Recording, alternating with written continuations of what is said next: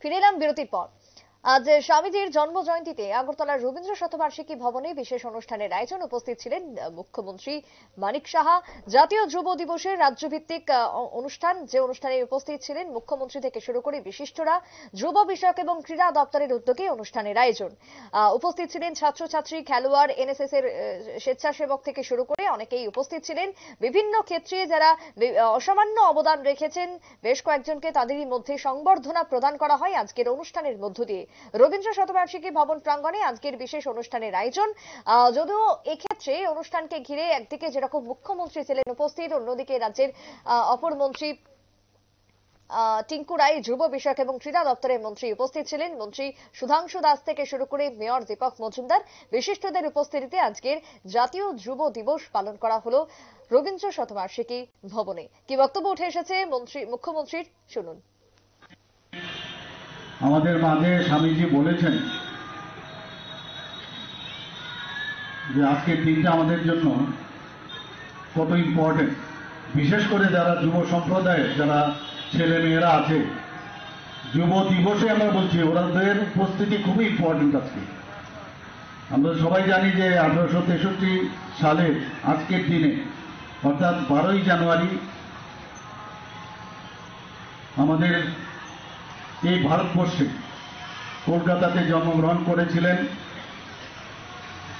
আমাদের স্বামী বিবেকানন্দজি, যাকে আমরা নরেন্দ্র বলে জানি, এবং অনেক সময় তুলনা করা হয় আমাদের আরেক নরেন্দ্র,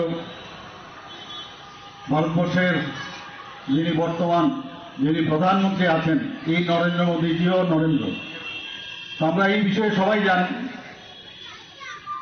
এবং ছোটবেলা থেকেই উনি গীতা, বেদ, উপনিষদ এসব পড়তে খুব আগ্রহ থাকতো ওনার।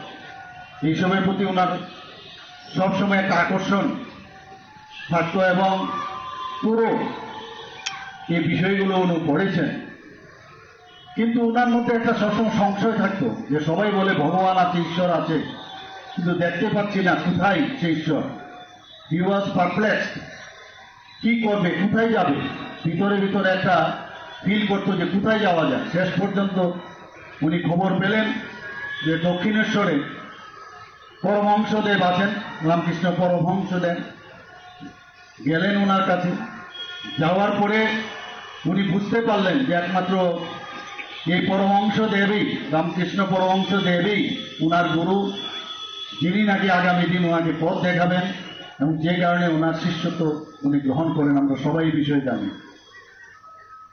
ওনার কাছ থেকে আশীর্বাদ নিয়ে ভারতবর্ষের সমস্ত জায়গায় দেশ ভ্রমণ করল। আমরা সেই সম্পর্কে এখানে অনেকেই। মুখ্যমন্ত্রীর বক্তব্য আপনারা শুনলেন। প্রতি বছর 12 জানুয়ারি স্বামী বিবেকানন্দের জন্ম জয়ন্তী পালিত হয়। বিবেকানন্দের জন্মদিনটি দেশে জাতীয় যুব দিবস হিসেবে পালিত হয়। রাজ্য পালন করা হচ্ছে এই বিশেষ দিন। তারই সঙ্গে বিবেকানন্দের যে উল্লেখযোগ্য দিক, তার যে জীবন, তার আদর্শ সবটাই অনুসরণ করার জন্য যুব সমাজের প্রতি আহ্বান রাখলেন মুখ্যমন্ত্রী মানিক সাহা। একটা বিরতির পর ফিরে আসছি, সঙ্গে থাকুন।